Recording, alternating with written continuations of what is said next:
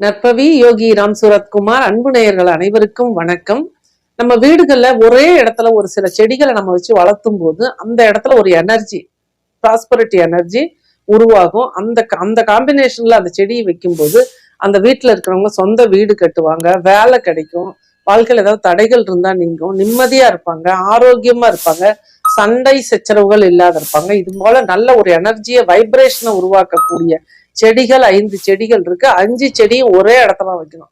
வைக்கிறது ஒன்னா வடமேற்குல வைக்கலாம், அல்லது தென்கிழக்குல வைக்கலாம், அல்லது தெற்கு மேற்கு பகுதியில வைக்கலாம்.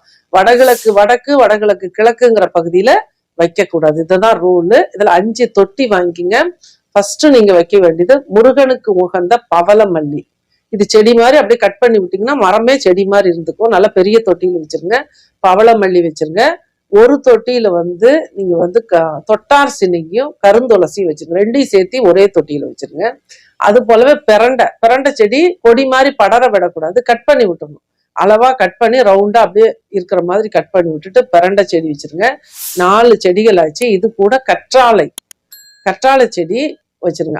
இந்த 5 செடிகளையும் 5 செடிகளும் வாஸ்து குறைகளை நீக்கிறதுக்கும் உங்களுக்கு வாஸ்துபடி வீடு அமையறதுக்குண்டான ஒரு எனர்ஜி இந்த செடிங்க கிட்ட இருந்து கிடைக்கும். அந்த செடிகளை நம்ம வளர்த்தும் போது நல்ல ஒரு பொருளாதார மாற்றம் வரும். அது போலவே இந்த பவளமல்லி எங்கேயாவது கிடைச்சா கூட வாங்கி முருகனுக்கு செவ்வாய்க்கிழமையில அர்ச்சனை பண்ணுங்க.